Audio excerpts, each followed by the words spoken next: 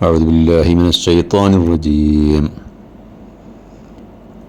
وقال الذين أشركوا لو شاء الله ما عبدنا من دونه من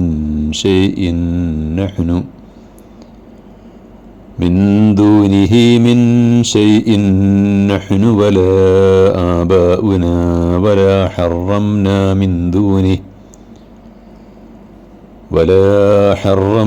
من دونه من شيء كذلك فعل الذين من قبلهم فهل على الرسول إلا البلاغ المبين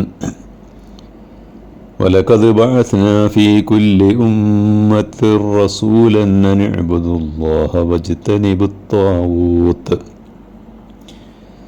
فمنهم من هدى الله ومنهم من حقت عليه الضلالة فسيروا في الأرض فانظروا كيف كان عاقبة المكذبين. സൂറത്ത് നഹ്ൽ 35-36 ആയത്തുകളാണ്. വിഗ്രഹാരാധകർ വാദിക്കുന്നത് അള്ളാഹു ഉദ്ദേശിച്ചിരുന്നെങ്കിൽ ഞങ്ങളും ഞങ്ങളുടെ പൂർവ്വപിതാക്കളും അവനെ അല്ലാതെ മറ്റൊന്നിനെയും ആരാധിക്കുമായിരുന്നില്ല. അവൻ്റെ കൽപ്പന കൂടാതെ മറ്റൊന്നിനെയും ഞങ്ങൾ നിഷിദ്ധമാക്കുകയും ഇല്ലായിരുന്നു.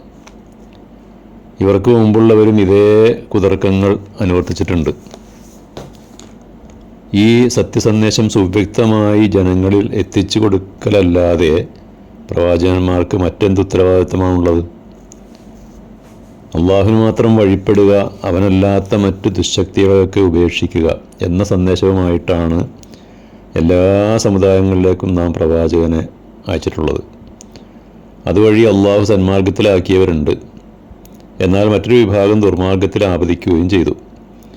നിങ്ങൾ ഭൂമിയിലൂടെ സഞ്ചരിക്കുക, എന്നിട്ട് ഈ സത്യസന്ദേശത്തെ നിഷേധിച്ചവരുടെ പരിണതി എങ്ങനെയായിരുന്നുവെന്ന് നോക്കിക്കാണുക. ഇസ്ലാമിനെ എതിർക്കുന്നവർ ഉന്നയിക്കുന്ന ഒരു വാദത്തിനുള്ള മറുപടിയാണ് ഈ ആയത്തുകളിൽ പറയുന്നത്. ദൈവമാണ് ഞങ്ങളെ സൃഷ്ടിച്ചതെങ്കിൽ അവൻ്റെ നിശ്ചയമനുസരിച്ചാണ് ഈ വിഗ്രഹാരാധനകളും ആചാരങ്ങളൊക്കെ ഞങ്ങളിൽ കാണപ്പെടുന്നത്.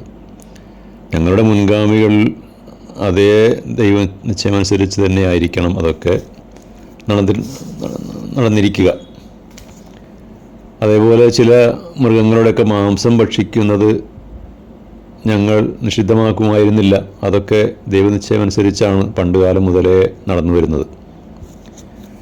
യഥാർത്ഥത്തിൽ ഇത്തരം വാദഗതികൾ ഉന്നയിക്കുന്നത് അവരുടെ കുതന്ത്രങ്ങളുടെ ഭാഗമാണ്. സത്യവും ധർമ്മവും നീതിയും അനുസരിച്ച് ജീവിക്കാൻ അവർ തയ്യാറല്ല. അവരുടെ തോന്നിയാസങ്ങൾക്കും സ്വേച്ഛക്കും അനുസരിച്ച് അവർക്ക് ജീവിക്കണം. അതിനുള്ള ന്യായങ്ങൾ നിരത്തുകയാണ് ഇത്തരം വാദങ്ങളിലൂടെ അവർ ചെയ്യുന്നത്. ശേഷമുള്ള ആയത്തിൽ പറഞ്ഞത് മുഹമ്മദ് നബിക്ക് മുമ്പുള്ള സകല സമുദായങ്ങളിലേക്കും അള്ളാഹു പ്രവാചകന്മാരെ അയച്ചിട്ടുണ്ട്. പ്രവാചകന്മാർ കടന്നുചെല്ലാത്ത ഒരു സമൂഹം കഴിഞ്ഞു പോയിട്ടുമില്ല. ആ പ്രവാചകന്മാരുടെ സന്ദേശത്തിൻ്റെ ആകത്തുക എന്നത് ലോകരക്ഷിതാവായ അള്ളാഹുവിനെ മാത്രം ഇബാദത്ത് ചെയ്യുക എന്നതാണ്. അള്ളാഹുവിൻ്റെ നിയമവ്യവസ്ഥകൾക്കനുസരിച്ച് ജീവിക്കുക, അവനെ മാത്രം ആരാധിക്കുക, അവന് മാത്രം കീഴ്പ്പെട്ട് ജീവിക്കുക. അള്ളാഹുവിൻ്റെ നിയമങ്ങൾക്കും വ്യവസ്ഥകൾക്കും വിരുദ്ധമായി പ്രവർത്തിക്കുന്ന സകല ശക്തികളെയും വർജിക്കുക.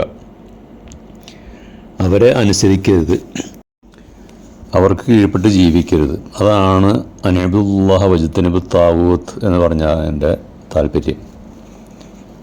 താവൂത്തിനെക്കുറിച്ച് അറബി ഭാഷയിൽ നിർവചനം ഇങ്ങനെയാണ്: അത്താവൂത്ത് ഇബാറത്തുൻ അൻ കുല്ലി മുഅ്തദിൻ വ കുല്ലി മഅബൂദിൻ മിൻ ദൂനില്ല.